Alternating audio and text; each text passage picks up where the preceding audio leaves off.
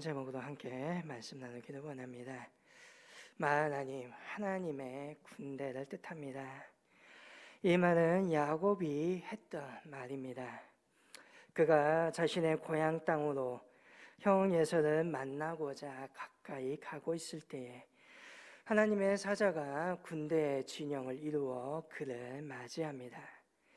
야곱이 이 모습을 보고 하나님의 군대라 하여 그 땅의 이름을 마하나님이라고 칭하였습니다. 하나님의 군대라 하였는데 정확하게는 하나님의 진영이라는 뜻입니다. 하나님의 사자들이 마치 군대처럼 진을 치고 구축하여 있는 모습인 것이지요. 하나님의 군대, 하나님의 진영, 이것은 우리를 보호하고 우리의 앞서 싸우시는 하나님의 은혜를 보여주는 것입니다. 오늘의 말씀 속에도 엘리사에게 그 하나님의 진영이 함께하고 있음을 보게 됩니다. 오늘의 말씀 앞에 8절과 12절에 있는 말씀을 보게 되면 아람의 왕이 이스라엘과 더불어 싸우고자 합니다. 아람 왕은 신하들과 의논한 후에 군사들을 어디에 배치할지, 어디에 진을 칠 것인지를 명하여 몰래 좋은 자리를 선점합니다. 그런데 하나님의 사랑 엘리사, 이러한 그들의 모든 작정들을 이미 다 알고 있습니다. 그리고 이 사실을 이스라엘 왕에게 가르쳐 주지요. 모든 계획을 다 알려줍니다. 그러한 경우가 한두 번이 아니었던 것 같습니다. 번번이 아람의 왕과 아람의 군대들은 자신의 계획에 발각되어서 제대로 싸워보지 못합니다. 아람의 왕은 고민이 생깁니다. 자기들 중에 이스라엘 사람과 내통하는 사람이 첩자가 있는 것은 아닌지 고민에 빠지게 되지요. 결국 그는 자신의 신하들을 불러서 왜 이스라엘 왕과 내응하는 사람을 빨리 찾아내어 그를 죽이지 않느냐라고 닥달합니다. 이에 한 신하가 이렇게 말을 합니다. 우리 주 왕이여, 아니노소이다. 오직 이스라엘 선지자 엘리사가 왕의 침실에서 하신 말씀이라도 이스라엘 왕에게 고하나이다 라고 외칩니다. 이 말은 첩자가 있는 것이 아니라 하나님의 사랑 엘리사 때문이라는 것입니다. 이 말을 들은 아람 왕이 명령을 내립니다. 너희는 가서 엘리사가 어디에 있는지 보라. 이 말은 곧 사람을 보내어 엘리사를 잡아 죽이겠다는 것이죠. 그리고 엘리사가 도단에 있음을 그는 알게 됩니다. 이에 아람왕은 말과 병거와 많은 군사들을 밤에 보내어 엘리사가 있는 도단 성 주위를 에워쌉니다. 아침에 일찍 엘리사의 수종을 들던 사환이 일찍 일어나 나와보니 아람의 군사와 말과 병거가 성을 둘러싸고 있습니다. 예, 그 사환이 이 사실을 엘리사에게 즉시 알립니다. 내 주여, 우리가 어찌하리이까? 엘리사의 사환은 아람의 군사와 말과 병거가 도단성을 에워싸고 있는 것을 보고 두려움에 사로잡혀 자신의 주인에게 탄식하고 있는 것이지요. 이에 엘리사가 오늘 본문 16절에 이렇게 대답합니다. 두려워하지 말라. 우리와 함께한 자가 그들과 함께한 자보다 많으니라. 그 후에 17절을 보면 엘리사가 기도하여 청년의 눈을 열어 하나님의 군대를 보게 해달라고 합니다. 이에 하나님께서 그의 눈을 여심해 그가 보니 불말과 불병거가 산에 가득하여 엘리사를 둘러싸고 있음을 봅니다. 곧 하나님의 군대가 엘리사를 둘러싸고 있는 것을 보게 된 것이죠. 아마 사안의 그 탄식은 아마 경탄으로 바뀌었을 것 같습니다. 오늘 성령 하나님께서 우리에게도 은혜를 주셔서 우리의 눈을 열기를 소망합니다. 그리하여 하나님께서 지금 저와 여러분과 함께 하시며 전군 천사들이 우리를 지키고 보호하고 있음을 볼 수 있기를 원합니다. 엘리사의 사환이나 이스라엘의 왕이나 이스라엘의 백성들, 그들은 자신의 눈앞에 보이는 것에 사로잡혀 두려움에 떨고 있습니다. 이들의 눈에 보이는 현실이 모든 것인 것, 전부인 것처럼 알고 있습니다. 그렇게 그들은 자신을 둘러싸고 있는 아람의 군대를 두려워합니다. 그들은 보이는 이 현실 너머에 있는 세계, 이 현실 너머에 있는 진리를 보지 못하고 있습니다. 그것이 왕이나 또한 선지자를 섬기는 사안이나 백성이나 다 눈이 어두워 그 진실을 보지 못하고 있다는 것입니다. 어찌 보면 열왕기서의 기자는 아람의 군대를 통하여서 현재 현실만 안주하며 그 너머에 있는 하나님의 능력을 보지 못하고 있는 이스라엘의 실상을 보여주는 것일 수도 있습니다. 이러한 그들에게 엘리사는 하나님의 능력을 보이게 합니다. 아람의 군대보다 더 큰 하나님의 군대, 이스라엘의 왕과 백성이 진정 두려워해야 할 이, 다시 말하며 경외해야 할 이가 누구인지를 정확하게 보여주고 있습니다. 하나님의 군대, 하나님의 진영이 오늘 저와 여러분을 보호하십니다. 이 사실은 그 어느 것보다 훨씬 더 놀랍고 가장 든든한 일입니다. 원수의 아무리 온갖 위협이 있다 할지라도, 마귀의 세력이 있다 할지라도 그보다 더 큰 하나님의 사자들이 오늘 나를 둘러 진치고 있습니다. 이 사실을 보고 이 사실을 확신하면 오늘 저와 여러분은 평안한 마음으로 이 땅에서 믿음으로 살아갈 수 있다는 것입니다. 다윗도 동일한 고백을 하였습니다. 다윗이 사울에게 쫓기며 늘 생명의 위협을 당하고 있었습니다. 그럼에도 불구하고 그는 늘 자신의 삶이 평강하였습니다. 다윗은 이렇게 고백합니다. 나를 대적하여 사방에 진친 자들이 천만 대군이라 하여도 나는 두려워하지 않으렵니다. 다윗이 무엇을 보고 고백하고 있는 것입니까? 자신이 둘러싸고 있는 천만 대군의 위협이 아니라 그건 자신을 둘러싸고 있는 하나님을 보고 하나님의 보호하심을 보고 있는 것입니다. 오늘 저와 여러분이 하나님의 보호하심에 대한 이러한 확신이 있기를 소망합니다. 우리는 너무나 쉽게 마음이 상하고 또한 우리는 너무나 쉽게 두려움에 떨게 됩니다. 오늘 인터넷을 보시면 온갖 욕설과 조롱과 비방과 위협이 난무합니다. 그러한 공격이 오늘 저와 여러분에게 향한다고 생각하시면 그것을 견딜 수 있으시겠습니까? 그러나 하나님은 이러한 모든 비방과 위협에서 오늘 저와 여러분을 지키시는 분이시라는 겁니다. 내 눈을 열어서 하나님의 군대가 나를 보호하고 계심을 저와 여러분은 보아야 합니다. 내 주위에 하나님의 사자가 둘러 진치고 있는 모습을 볼 수 있기를 바랍니다. 적들이 아닙니다. 하나님의 천군 천사가 나를 둘러싸고 있습니다. 그렇다면 그곳이 전쟁터이든 살벌한 인생의 현실이든 결코 두렵지 않다는 것입니다. 이 하나님의 군대와 함께 나아갈 수 있기를 소망합니다. 이 하나님의 군대와 함께 담대하게 생활할 수 있기를 소망합니다. 그럼에도 불구하고 참으로 재미난 사실은 우리의 인생이 그러한 안도감이 매우 짧게 끝난다는 것입니다. 성경을 보면 하나님의 능력으로 아람의 군사가 그 부대가 쫓겨났습니다. 그런데 아람의 왕은 다시금 온 군대를 모아서 사마리아를 둘러싸고 올라옵니다. 이스라엘의 왕과 백성이 마주한 현실, 냉정하고 위협으로 가득 차 있습니다. 분명 얼마 전에 하나님의 군대를 보았습니다. 그리고 그 하나님의 군대에 의해서 아람의 군대가 물러가는 것을 보았습니다.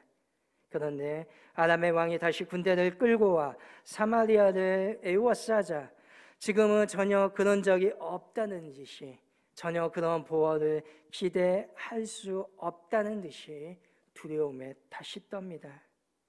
하나님의 군대가 둘러 진치고 있다는 것을 알았다라면 당당히 아람의 군사와 맞서 싸워야 합니다. 그런데 이스라엘의 왕은 언제 하나님의 군대의 능력을 보았냐는 듯이 두려움에 떨고 있습니다. 하나님께 불평과 불만을 토해냅니다. 그런데 이러한 이스라엘의 왕의 모습은 오늘 저와 여러분의 현실의 모습이기도 합니다. 열심히 기도하여서 하나님의 응답을 받았다라고 생각되어지는데 현실은 우리가 은혜 받은 대로 흘러가지 않는다는 거죠. 예배 시간에 하나님의 은혜를 받고 말씀을 통하여서 정말 새 힘을 얻고 기도하여서 정말 뭐든지 할 수 있을 것 같은데 막상 다시금 교회당 바깥으로 나아가 월요일에 일상의 하루가 시작되면 너무나 나의 현실은 다르게 흘러간다는 것입니다.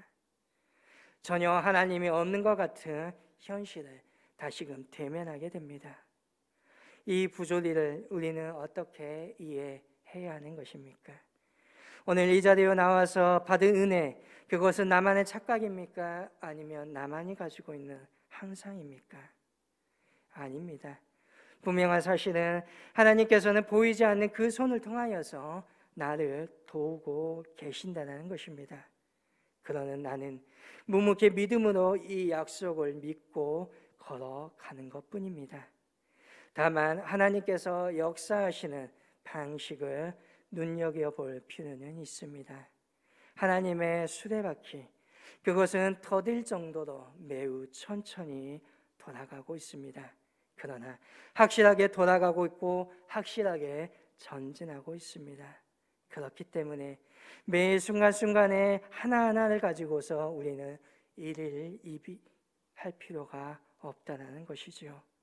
오늘 하나님께서 나를 지키시고 하나님께서 나에게 복을 주시기로 약속하셨다면 흔들리지 마시길 바랍니다. 그리고 현실을 마주하시길 바랍니다. 하나님의 약속은 반드시 이루어집니다. 또한 하나님의 약속은 분명 약속이고 오늘 저와 여러분이 해야 할 일, 인간이 또 해야 할 일은 해야 합니다. 위기를 벗어날 방법을 모색해야 하지요. 그러나 아마 인생의 위기의 순간에 내가 취했던 모든 방법들을 나중에 지나가고 나서 본 후에 아마 그것을 살펴보게 되면 참으로 나는 왜 그때 그러한 생각을 했었는지, 그러한 일을 했었는지 우스울 때가 있게 될 것입니다. 아마 이 우스움이 또한 인간이 취하는 방식이 믿음 없다라고 말할 수는 없을 것입니다. 오히려 사실 이것이 가장 인간다운 모습입니다. 사람은 연약합니다. 또한 사람은 위기의 순간에 정말 엉뚱한 방향으로 흘러갈 수도 있습니다. 도덕적으로 비난받을 만한 짓이 아니라면 오늘 그러한 나의 연약함을 또한 자신을 책망하지 마시기를 바랍니다. 결코 하나님은 나를 비난하지 않는다는 것입니다. 분명한 사실은 하나님께서 이루실 것입니다. 그것은 내가 상관할 수도 없고 상관할 일도 아닙니다. 다만 약속에 대한 믿음을 가지고 있되 현실에서 할 수 있는 일을 하나씩 해 나아가면 된다는 것입니다. 하나씩 그런 것들을 해내가고 하다 보면 언젠가 어느새 우리는 안개 속에 갇혀있는 내가 벗어나 되돌아보며 하나님께서 나를 여기까지 인도하셨구나 고백하게 될 것입니다. 인간적인 방법들을 다 모색하였습니다. 그러나 여전히 궁지에 몰려있는 느낌이고 궁지 안에 있는 것처럼 보여집니다. 무엇이 부족하였던 것일까요? 기도입니다. 사실 하나님의 군대를 보았던 야곱도 마찬가지였습니다. 인간적으로 할 수 있는 방법들, 정말 생각할수록 잔머리 하나는 끝내주게 돌아가는구나 생각되어지는 모든 방법들을 형인 에서를 만나기 전에 야곱은 다 합니다. 모든 것을 동원하여서 어떻게 하든지 위기에서 벗어나고자 합니다. 그런데 여전히 그는 두렵습니다. 그러니 그는 기도합니다. 창세기 32장 9절에서 12절을 보며 야곱의 그 기도가 나옵니다. 그가 얼마나 절박했는지를 보게 됩니다. 그는 이렇게 기도합니다. 내 조부 아브라함의 하나님, 내 아버지 이삭의 하나님, 여호와여 주께서 전에 내게 명하시기를 내 고향 내 족속에게로 돌아가라. 내가 내게 은혜를 베풀리라 하셨나이다. 나는 주께서 주의 종에게 베푸신 모든 은총과 모든 진실하심을 조금도 감당할 수 없사오니 내가 내 지팡이만 가지고 이 요단을 건넜더니 지금은 두 때나 이루었나이다. 내가 주께 간구하오니 내 영의 손에서 에서의 손에서 나를 건져내시옵소서. 내가 그를 두려워함은 그가 와서 나와 내 처자들을 칠까 겁이 나기 때문이다. 주께서 말씀하시기를 내가 반드시 내게 은혜를 베풀어 내 시로 바다에 셀 수 없는 모래와 같이 많게 하리라 하셨나이다 라고 기도합니다. 야곱치고는 상당히 길게 기도하였습니다. 핵심은 무엇입니까? 에서의 위협에서 자신을 살려달라는 것이지요. 그리고 그 근거로 야곱은 9절에서 내 고향으로 돌아가라 말씀하신 분, 명령하신 분 하나님이 아닙니까? 라고 따지고 있습니다. 그리고 마지막 12절에서는 베델에서 주었던 내 시로 바다에 셀 수 없는 모래와 같이 많게 하리라. 그 약속을 상기시키며 자기를 살려달라고 기도합니다. 야곱의 기도 얼마나 이기적인지 모릅니다. 야곱의 기도의 중심은 자기 자신입니다. 주님도 아닙니다. 그는 철저히 자기 중심적으로 기도합니다.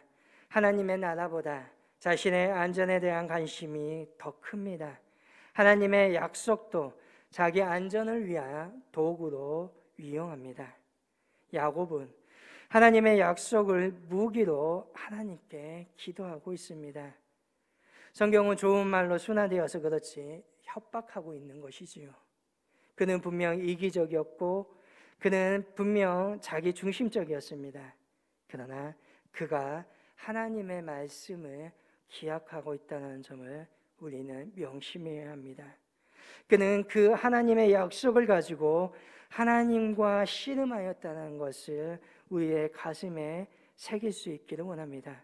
그는 위기 앞에서 끝까지 하나님을 붙들었다는 것입니다. 사람은 누구나 실수합니다. 사람은 완전한 성인이 아니라면 먼저 그 나라와 그 의를 구하는 거 참으로 힘들 수도 있습니다. 그러나 하나님께서 사랑하는 자녀는 부족해도 하나님을 다시 찾는 사람들입니다. 다윗이 사랑받았던 이유도 여기에 있습니다. 다윗이 성군입니까? 다윗이 의인입니까? 다윗이 그의 손으로 얼마나 많은 사람들을 죽였습니까? 피로 물들어 있는 손입니다. 자신의 불륜을 속이기 위하여서 어떻게 합니까? 자신의 가장 충성스러운 장군을 죽이게 만드는 사람이 다윗입니다. 그럼에도 불구하고 다윗은 언제든지 자신의 죄를 뉘우쳐 다시 그 하나님께로 되돌아왔던 사람입니다. 그렇기에 사랑을 받았던 것이지요. 베드로를 보시길 바랍니다. 베드로가 예수님의 놀라운 은혜를 입었던 이유가 무엇입니까? 베드로가 잘나서입니까? 베드로가 능력이 있어서입니까? 아닙니다. 다시금 그 베드로가 예수님 앞에 나왔기 때문입니다. 예수님은 자신 앞에 나온 그 베드로를 높이시고 그를 다시금 회복시켜 주셨다는 것입니다. 누가복음을 보며 집을 나갔던 둘째 아들이 있습니다. 이 둘째 아들이 행하였던 가장 지혜로운 결정이 무엇입니까? 위기의 순간에 아버지의 집으로 나는 돌아가리라 생각하였다는 것입니다. 거기에서 다시금 진리가 있고 거기에서부터 오늘 우리는 다시금 새로운 힘을 얻게 된다는 것입니다. 그러나 아람 군대 앞에서의 이스라엘 왕은 그렇지 못하였던 것 같습니다. 6장 33절에 보면 그는 이렇게 말합니다. 이 재앙이 여호와께로부터 나왔으니 어찌 더 여호와를 기다리리요. 그는 기도하지 않았습니다. 그는 모든 것에서부터 체념하였습니다. 그리고 그 왕과 같이 믿지 않고 그 왕의 말을 곧이곧대로 엘리사에게 전한 한 장관도 결국은 하나님의 은혜를 받지 못하게 됩니다. 하나님으로부터 벗어나 버린 것이지요. 오늘 저와 여러분이 잘못하였다 할지라도 하나님으로부터 벗어나지 말아야 할 것입니다. 오늘 저와 여러분은 내 주여 우리의 주의가 포위되었습니다. 어찌하오리까? 엘리사의 사언과 같은 탄식이 아니라 이스라엘 왕처럼 어찌 더 하나님을 기다리려 하는 포기가 아니 야곱이 기도하였던 것처럼 기도할 수 있기를 원합니다.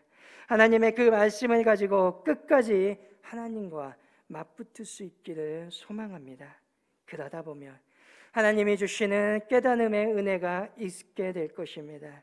오늘 나의 과거가 내가 어떻게 걸어왔는지, 또한 하나님께서 나에게 어떠한 은혜를 베푸셨는지 생각나게 하여 주실 것입니다. 또한 엘리사가 그러했던 것처럼 오늘 영의 눈으로 하나님의 능력을 볼 수 있기를 원합니다. 그리고 당당하게 하나님의 말씀을 들을지어다 선포할 수 있기를 원합니다. 저와 여러분에게는 하나님의 진영이 함께 하십니다. 하나님의 그 놀라운 군대가 오늘 저와 여러분을 둘러싸고 계십니다. 하나님께서 그 강한 능력으로 오늘 일하시며 저와 여러분을 지키시고 계십니다.